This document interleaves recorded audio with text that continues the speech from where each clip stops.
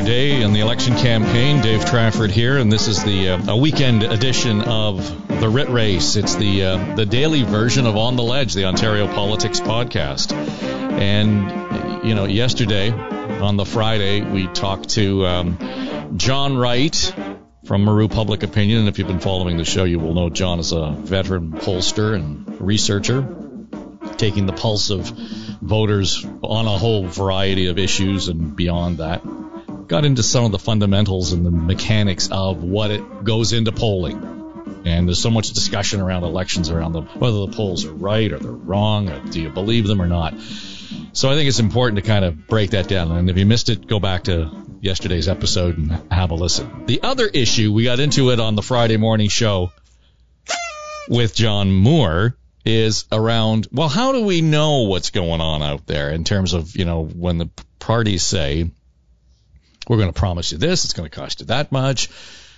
Well, surely you get it from the media. The problem is that there aren't the boots on the ground we used to have. And to be able to actually dig in and fact check with any credibility, you need to have somebody dedicated to do that. And I know there are groups out there that do that. But the diminishing size of newsrooms and certainly the journalism industry, not just in Canada but around the world, makes that more difficult. So the influence of media, I think, becomes an important part of this discussion, just as it was around polling. So this article caught my eye, and my LinkedIn feed this week was written by Colleen Ryan. She's a VP at Sussex Strategy Group and also the communications lead at the firm. So I thought, well, let's find out, because this is sort of this third-party view. I guess, Colleen, you kind of straddle both worlds. I mean, you live to some degree in the political world because many of your clients have to kind of navigate that. And on the other hand, they have to navigate the media side of things. So you're kind of pulling both oars here at the same time. So I thought it was interesting that you focused so much of it with the backdrop of the election campaign. And I think we take for granted, in a general way, how we view the influence of the media, for better or worse. I don't think people fully understand the impact, the influence that media has now versus what it even had 5 years ago.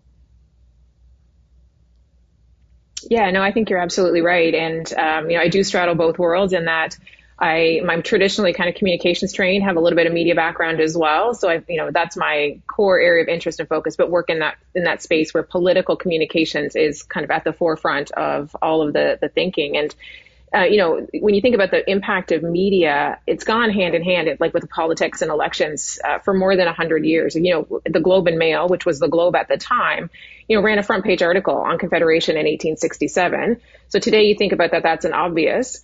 But back then, the Globe mostly ran ads on the front page. So it was kind of that first indication, or an early indication, of how intertwined that was. And even in that article, they outright, George Brown was the journalist who wrote it, and the editor, I believe, at the time. And he quoted in that article, as not an uninfluential organ of public opinion, we may be pardoned for claiming that the Globe has contributed to that. So, media has long influenced it. But I think your point is exactly right, that the way that has shifted is definitely linked to how we consume media. Even over the last 5 years, you're off the top, you're talking about the size of newsrooms, and that means less news reporters in whether that's large outlets in urban centers, or the loss of full outlets and publications in smaller centers means that people are turning to social media and other sources for their news as well. And it limits, kind of impacts and limits good public discourse, and it allows lots of space for, if we looked at the Trump presidency and the election campaigns that he had, the reemergence of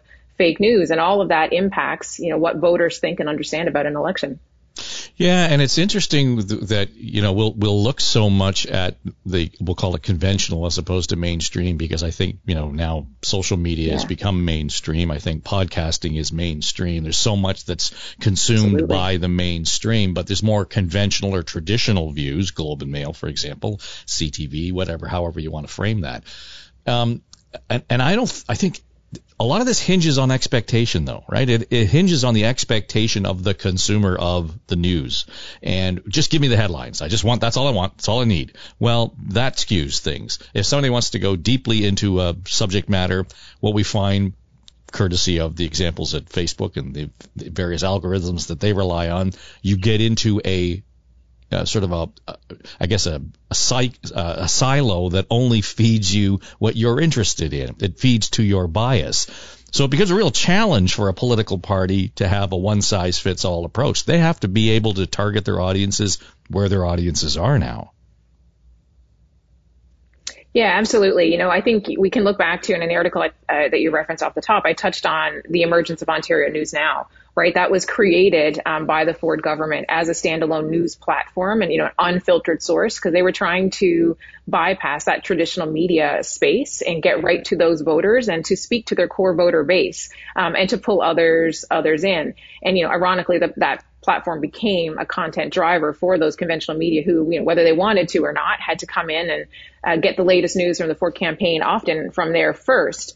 But, even though there's no sign of that kind of coming back, you're absolutely right. Like how people consume their news has shifted. People are getting their political information no longer just from those sources of, the evening news or CP24 or the Star or the Globe. They're much more reliant on social media, particularly Twitter, which, media outlets and politicians alike are capitalizing on that. They're using the opportunity to directly engage with each other, the voting public. And, people are turning to that as their primary source of information, even if it is filtered news is what I would call it, because, people trust their own networks and they share information amongst their own networks. And if they follow a certain politician or a certain media outlet or even their colleagues or their peers, it doesn't matter that some of that content might be a conspiracy theory, exaggerated details. It's part of what they trust and follow. And the platforms themselves are designed to bring you in and then to keep you in. So the back end of that, I think the designers call it flow, right? So it's designed to engage you and keep you consuming media and not necessarily engaging with it and asking those questions. So you're kind of brought not only from that first interest and then content is filtered in. So it kind of creates a very narrow view of political messaging. So it comes into play and kind of shapes the political discourse and voter outcomes. Yeah, well, indeed it does. And so you begin to wonder, what's more important, for example, is it the actual leaders' debate or is it the collection of YouTube clips that show the morning after? Oh, yeah, I think it's a little bit of both. And I think people who are following the debate are probably those that are more engaged with the media because they're turning to that traditional and they're looking for the full picture in the conversation. Majority of voters are looking to those clips and they're using and traditionally relying on those media to keep them up to speed. People are always short on time.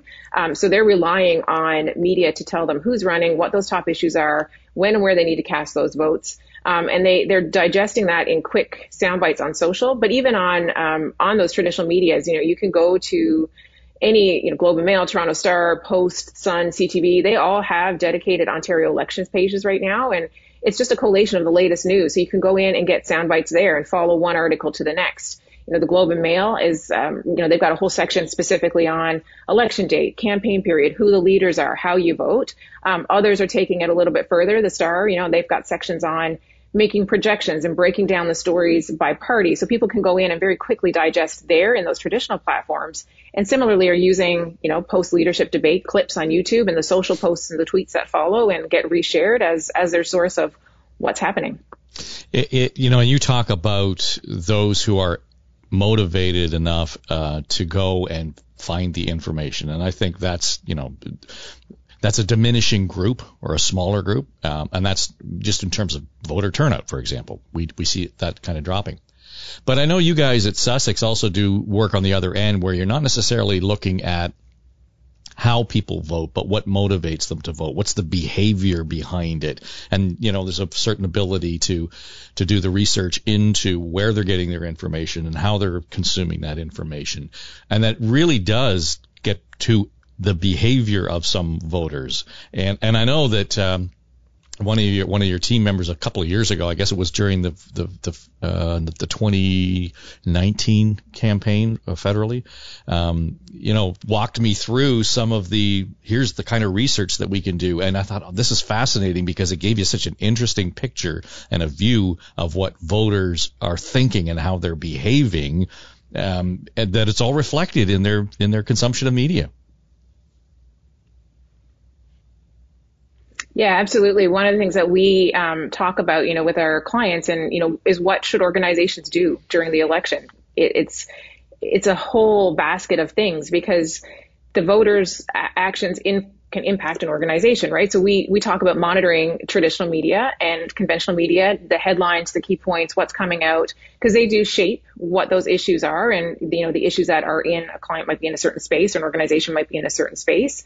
The social media is a huge piece of that. We're talking about that's where people are consuming their news. And, you can look at the metrics and you can follow the analytics there to see what people are engaging with, how they're engaging, and how that's shaping what they might be doing. And you marry that over the top of pollster content, like you were talking with John yesterday. So you bring all of that together. For us, it's about monitoring that and understanding that, because it's more than just knowing what's in the news. It's making sure that that's relevant to your business and that you're also prepared to respond, right? Because all of those voters, those turnout, they also then become, they're your consumers, they're the ratepayers, they're the people, if you've got a big energy project and you've got to engage in a community, they're the stakeholders you're engaging with. So how they're looking and engaging with energy related content during the election shapes how you might engage with them later, because how they vote equates to how they might engage with you post. So it's about understanding that entire kind of focus, and what journalists focus on and what the social media metrics are showing you all kind of shape what that looks like on the other side. I think Brett James, your colleague, was on our podcast back in the fall when we were talking about the federal campaign. And, there was a couple of insights that he offered that really opened my eyes in terms of how we're monitoring how people are, using media, how they're consuming media, the information they're getting from it, to the point where, you can go granular in terms of analyzing that behavior and almost take it to a point where the political parties, for example, use the same kind of information and almost target a platform that is Colleen Ryan's platform. It would be so specific to you. But there's where the value in that media consumption lies. We're consuming the stuff that reflects us, as opposed to going out and really trying to find stuff that informs us. And I don't think we fully appreciate the effect of that.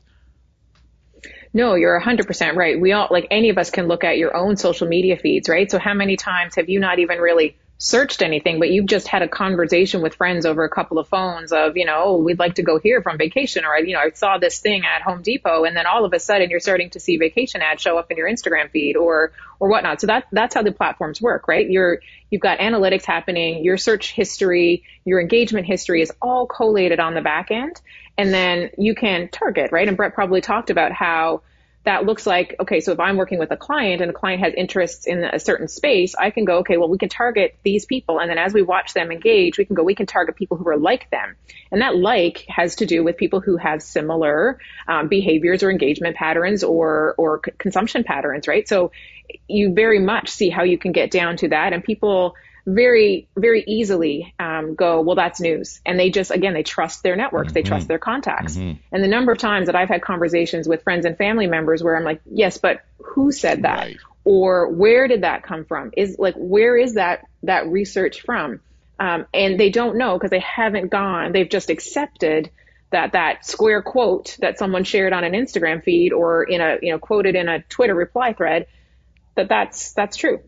And they're not questioning that. So it really is, and that's a conversation that perhaps some of my social colleagues could have a much deeper conversation on, because that takes you outside the realm of media. So traditionally, that media, the role of traditional media for me and journalists who are doing their job, and that, for me, that includes people at the Globe and Mail and the Star and those types of outlets, they play an important role in kind of holding governments to accountability, keeping the truthful information out there and digging a little bit deeper so that you get the full picture. Again, sometimes I think that the resourcing that they have, those limited newsrooms, sometimes they're posting stuff verbatim as well. And not that they're not doing due diligence, they're just not going that layer deeper and giving you the full analytics. They're going, okay, the NDP and PCs put out their budgets and their platforms. They're putting out the costing. That's what's shaping that coverage. They're not digging a layer deeper into that to go, well, is that the right thing? So, you see that playing out with the Liberals in Del Duca, they're talking about investing $10 billion in much needed building repairs and school repairs. They're going to pay for that by canceling the 413. They're countering a budget item that the Ford government has put out about continuing investing in the 413. what we're lacking there is a conversation around, is the 413 the solution that we need to transit, right? No one's having that conversation around, is that actually the right solution? What is the problem with transit? Where is the source of that problem? I'm not saying it is or it isn't, but that's what's lacking. It's really like, this is what it's going to cost. We're going to do this and we're going to do this. And that becomes the coverage that we see. And it just, it all kind of percolates to nobody's having really, truly in-depth conversations around the impact of all of this stuff. It's funny you should bring that up because, a couple of days ago when that became the headline and the juicy point of discussion on talk radio, I brought up the point. That's great. You're going to take the $10 billion from the highway to put into schools. But it's $10 billion we don't have, you realize. This is borrowed money. Right. None of that gets into the conversation. So you're right. And I think the whole idea that we have media and journalists who hold, government to account is one thing. But to even kind of connect the dots on these stories is really important. So all the more reason why, to your point, I think we need to say, what do you know and how do you know it? Got to be really kind of critical. And it's not just for the newsroom folks. We all kind of have to engage in that behavior of awareness. Yeah, I think as voters, I take myself out of my communications hat and my consulting hat and say, as a voter, if I'm making a decision at the polls, that should be founded in good research and understanding party positions, candidates' positions, what the implications are for the region that I live in, what the implications are for our financial budget. Is this fiscally sound? Is this even financially attainable? Is this promise exactly what we need or the right solution? Or is this getting at what voters want because you've done the social analytics and where the voters want, even though it may not be what we actually need or want? And those are very difficult things to ask people to do and to really delve into. And traditionally, people have taken that information from mainstream or conventional news sources. And we're seeing that less and less, and it's a much more disparate place, but we do need people to ask those questions. Indeed. So I just thought it was an important point that we're early in the campaign, and your article really kind of, tweaked a chord with me. So, and listen, it was great to connect and good of you to join us on the podcast. It was my honor. I'm so glad to be here. It was nice to chat. Thank you. Colleen Ryan from Sussex Strategy Group.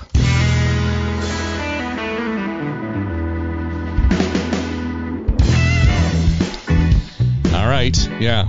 We'll certainly be going Monday to Friday with the Writ Race. And when we can, we'll, kind of add some second thing that comes to mind kind of conversation like we just had with Colleen around the campaign.